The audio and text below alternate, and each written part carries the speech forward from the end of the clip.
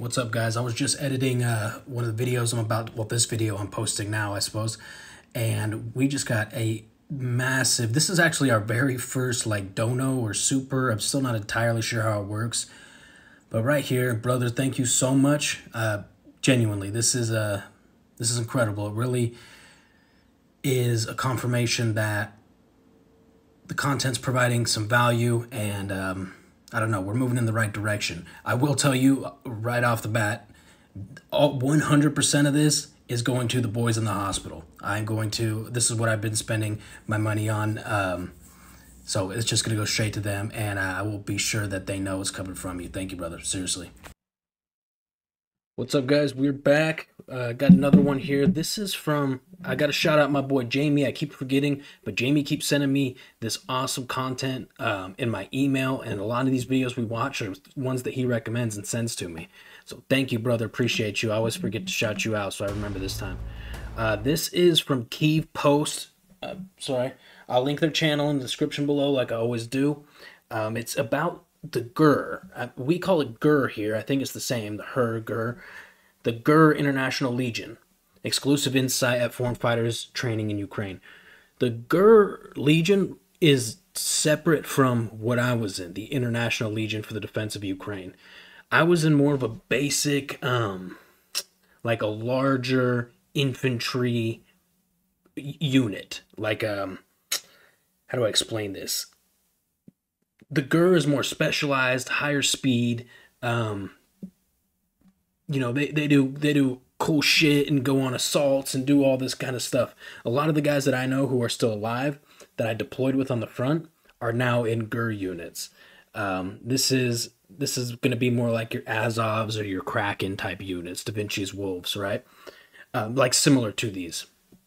So I just want to be clear, it is different than the International Legion for the Defense of Ukraine, which is infantry platoons and brigades going out, holding positions, defending the line, doing the grunt work, basically, right? Like, so real quick, before I continue, my name is Saxon. I went by Vegas in the International Legion. I joined the International Legion beginning of January 2023. I'm no longer in the Legion. I served as a combat medic while I was there.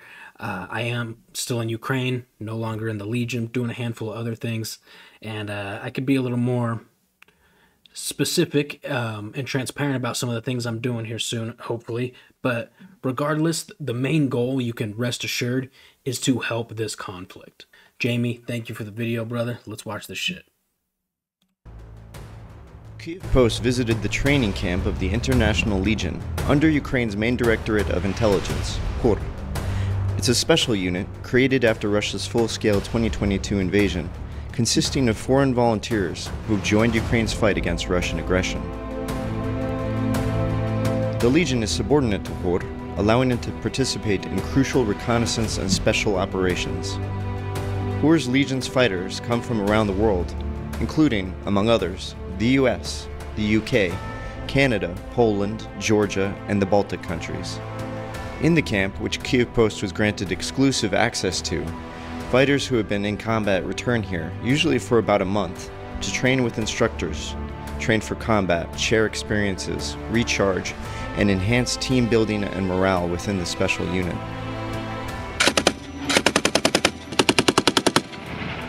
Practicing shooting with machine guns and grenade launchers in the camp is an essential. So this is, what we're seeing here is specifically a training facility for soldiers who have already been out to the front, been in combat, coming back, recuperate a little bit, learn some new skills, it looks like. Part of soldier training. By honing these skills in the camp, fighters improve their accuracy, which is critical in combat, where each shot can determine the outcome of an engagement. An important aspect is not just the shooting, but also the proper handling of the weapons, cleaning, loading, and troubleshooting potential malfunctions. Camps often simulate real combat situations, ensuring that fighters are prepared for unpredictable circumstances on the battlefield. Combat teams of the International Legion of GUR are practicing the evacuation of a wounded soldier from the battlefield. You're gonna leave, man. A fighter applies a medical tourniquet above the wound and securely fastens it.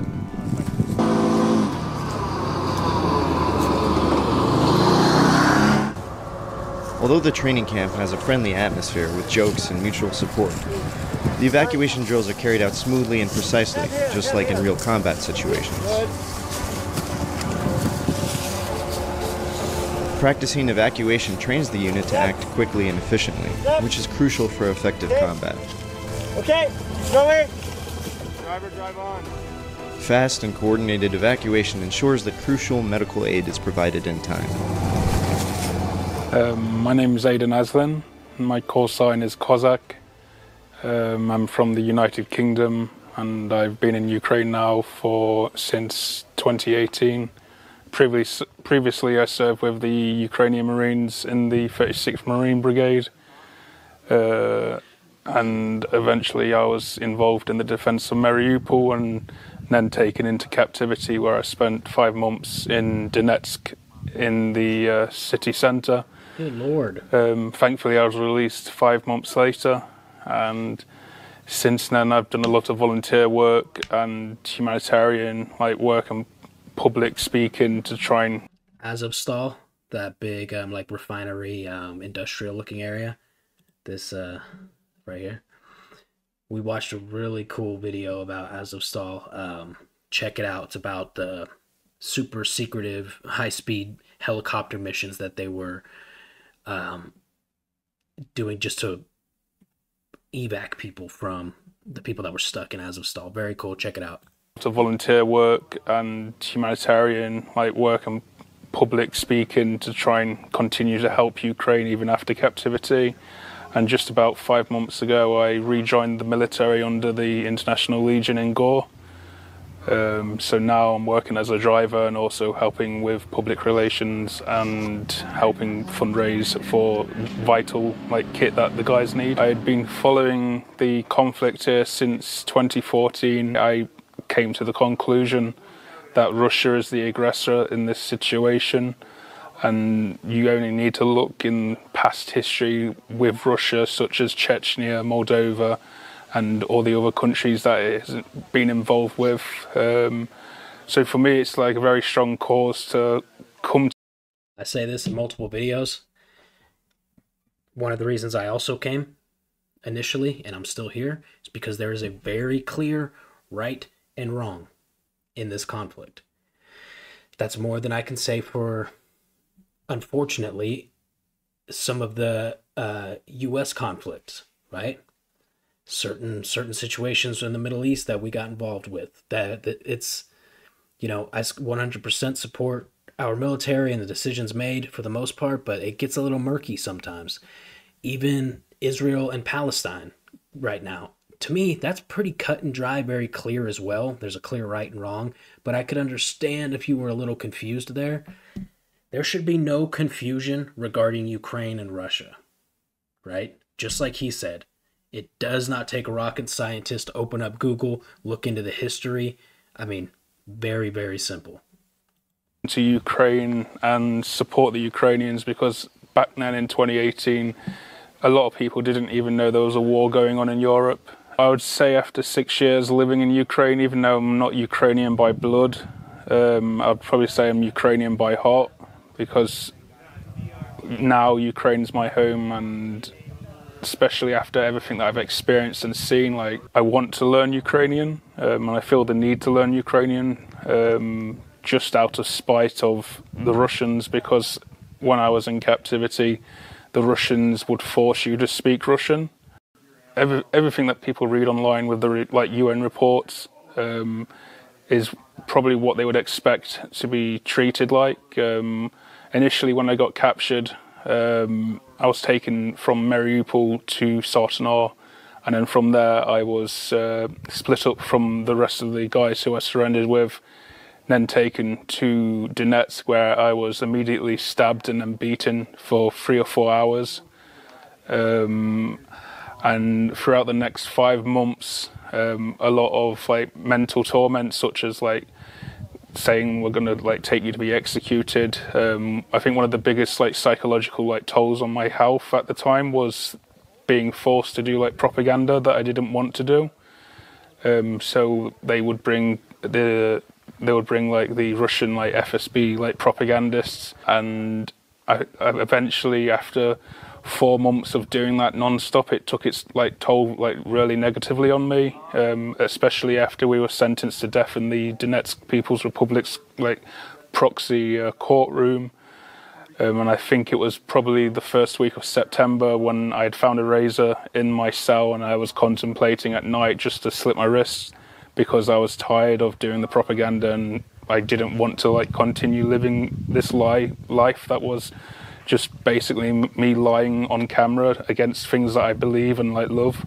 Wow. Just before we surrendered, we'd been in Mariupol for like a month, like roughly a month and a half nearly. And I would say Mariupol in itself was also like a bad experience just because of the relentless like artillery, the airstrikes and everything else that happened there. Like by the end, just before we surrendered, like we had no ammunition, like we had no food. The worst experience in my life was probably that moment where I'm surrendering to the Russians, because I know exactly what I'm walking into to a degree, and it's like a feeling that I don't want to ever see again, because I remember the fear and everything else that was with it was like nothing that I've been able to like replicate ever since. What the difference is between a Ukrainian and a Russian serviceman, because the Russian serviceman is sadistic, whereas the Ukrainian serviceman will like they actually care about the treatment of like POWs, and people that do mistreat, they will be punished, whereas on the Russian side that is non-existent. So I think for me personally, I'd dream. I want to address that real quick. There's war crimes and atrocities, right, happening on both sides. There's Ukrainians, soldiers who hurt or kill POWs. I mean, it's a thing. We've heard of it. But and of course on the Russian side, but just like he said, when these people are caught, they are punished, right? This doesn't go unanswered unless it's hidden from the authorities, SBU, whoever, right? The Russians, on the other hand, it's fair game. Everything is fair game, right? We were specifically taught in the Legion not to get caught alive. Whether that mean you bring an additional round in your pocket or around your necklace, an extra round to put in your rifle and finish the job before you get captured, keep an extra frag grenade on you in case they're about to capture you. You pull it, you end it things yourself. And this is why, because of the awful torture.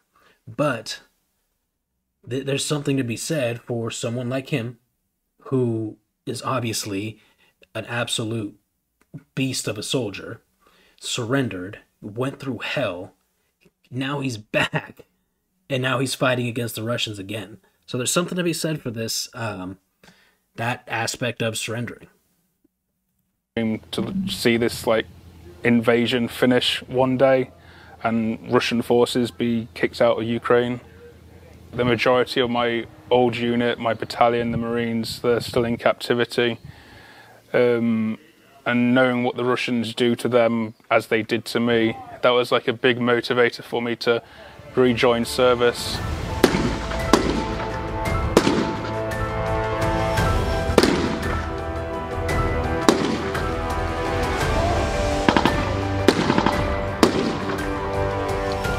Hello everyone, my name is Danny.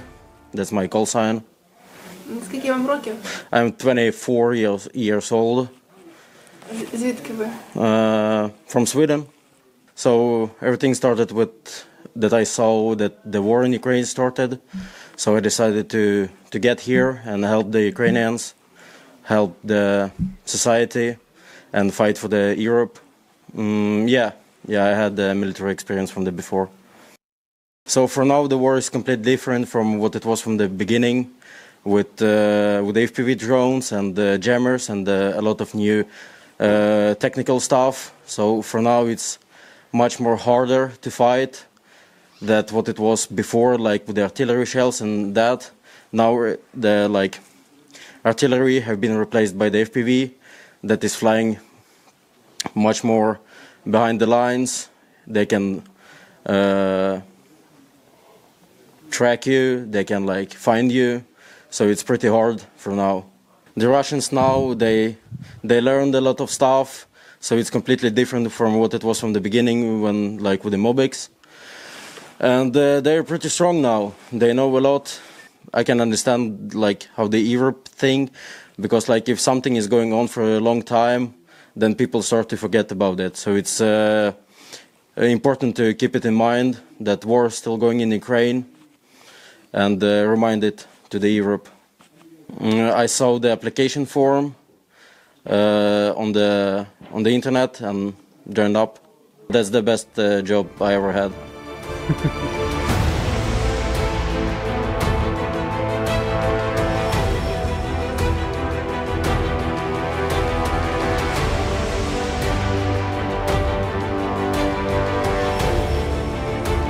Dude had a Kraken patch. Also, you notice they're carrying some 12 gauge shotguns. I'm sure that's for drones. See that Kraken patch right there? That makes so much sense, right? It's like a skeet shooting or pigeon hunting, or except for they're very fast and they explode.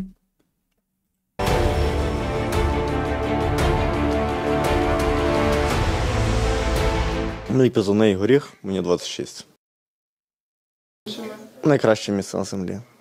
Все дуже просто. Дають можливість готуватись, дають можливість навчатись, різноманітність підготовки, починаючи від їздити на всьому, що їздить, ходити на воді, на всьому, що ходить по воді і тому подібні речі. Стріляти від всього, що стріляє. Озброєння прекрасне, озброєння новітнє. Не знаю, тут оцінку як в школі не поставиш, але все дуже добре. Можливо, одна з таких найбільш переломних ситуацій в житті це був часів яр, тому що там ми як... That's a big, it's an important part on the front line right now. We actually saw Civdiv videos. He's been out there for a while, operating on a drone team. Ніколи зустрілись з величезною кількістю FPV-дронів зі сторони противника. І воно якось так найбільше запам'яталося, оскільки не давало можливості навіть нормально пересуватись. І вдень, і вночі. Тому ця ситуація так просто поміняла моє бачення до війни сучасної. Ну, по-перше, людей усвідомлюють, навчають, як пробувати уникнути їх, ховатись від них, як маскуватись. Портативні реби, помпові рушниці. Використовувались всі можливі засоби, які можуть використовуватися. Скоріше за все, буду продовжувати службу за контрактом в армії. There was one of the U.S. Marines that I visit in the hospital. I met him last week. He was in the Legion, and he used this. Let's see if I can find it real quick. It's like a gun that shoots out some kind of signal to drop drones. It's got the 3 prongs. It's crazy looking, but that was his job. That's actually how he ended up getting injured. But counter drone gun, maybe.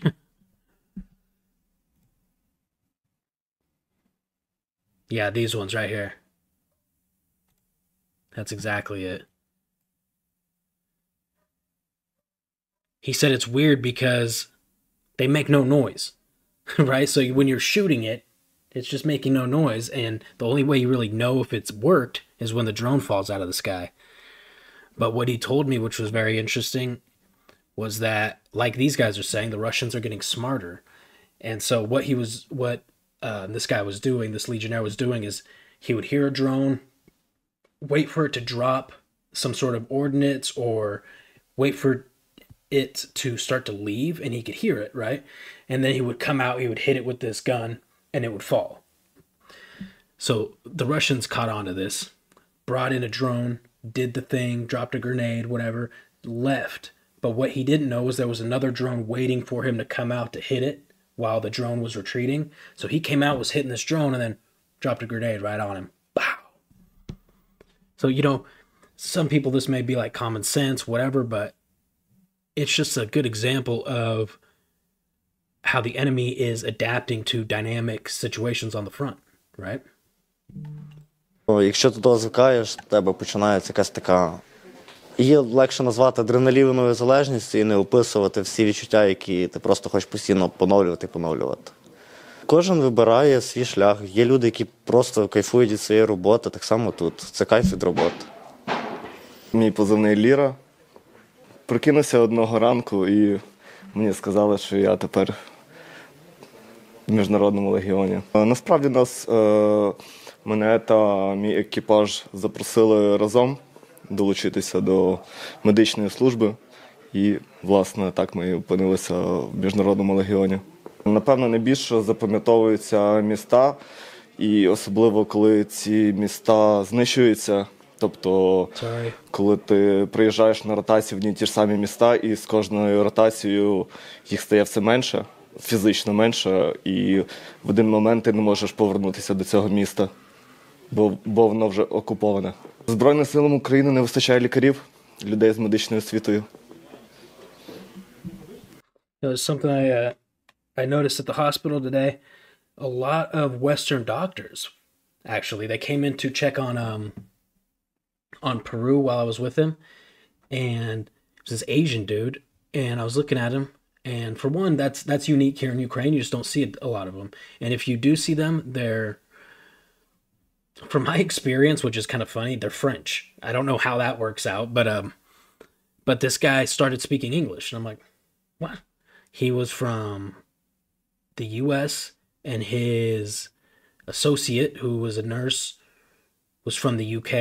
And then as I was leaving the hospital, they were all outside, and it was a group of like 10 of these foreign doctors and nurses, all fluent in English, and I guess they were heading back to their hotels or wherever they stay for the night. But it's cool. I mean, there's clearly programs out here that are being used, and there's good doctors and nurses coming from, top of the line medical schools. Anyways, I noticed that today. I was like, whoa, that's interesting. Тому, якщо ви лікар або маєте медичну освіту, долучайтеся до Міжнародного легіону. Заповнити заявку на сайті. Рівень надання домедичної та медичної допомоги зростає і продовжує розвиватися, адаптуватися і ставати краще. Доводилось, попри, не знаю, всі небезпечні обставини або, скоріше, всупереч, проводити евакуації, надавати домедичну допомогу. У нас є поранений орієнтовно в цій точці, і ти їдеш в повну невідомість, не знаючи, чи ти взагалі зможеш забрати цього пораненого під артилерійським вогнем, чи під можливістю бути заптуреним чи розбитим FPV. Ось, і, власне, ти попри всі ці небезпеки виїжджаєш і, в моєму випадку ці евакуації були вдалими. Move my fucking camera, huh?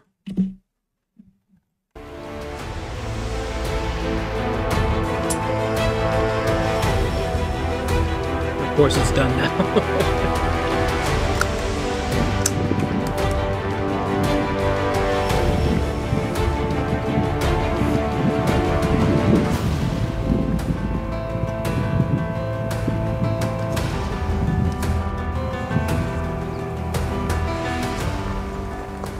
Tell us your motivation and why are you here in Ukraine? I'm in Ukraine because I want to support the Ukrainian people in their fight for their freedom and their identity. I think it's especially important for other Europeans to support Ukrainians in this struggle because the fight that they're fighting is not only a fight for their country. I think the fighting in Ukraine is very intensive. There is no war after World War II in Europe that is comparable to it. We have many different new weapon systems. Did you have any war experience before Ukraine or not? No, I had no military experience and also no combat experience.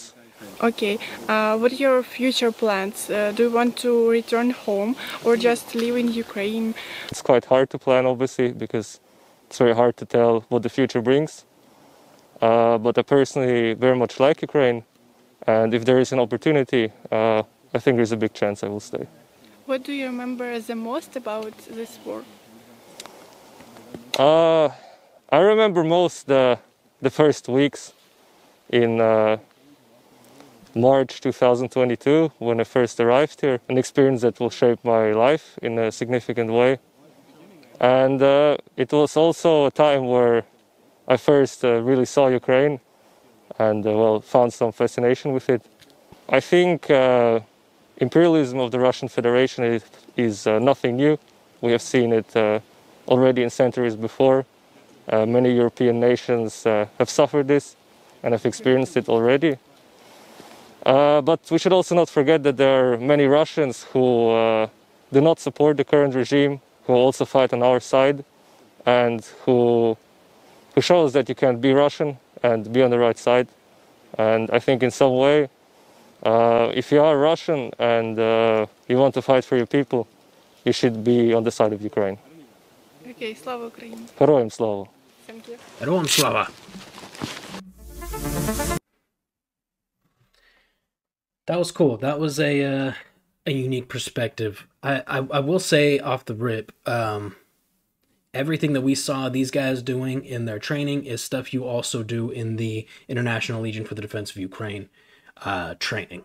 Okay, you do the driving, you do the shooting, you do the patrolling, you do the lots of stuff. So I'm sure there's certain things that they do here that is more high speed, right? Because like I said, the GUR teams,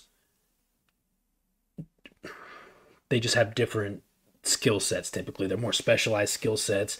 We're talking about snipers and anti-armor teams and I don't know, all kinds of stuff, sappers. So I don't know, that was cool. Again, shout out to Jamie. Thank you, brother. I appreciate you guys. I love you. Please like, share, subscribe. Let's continue to build this channel, and just means a lot. Thank you guys. More content coming.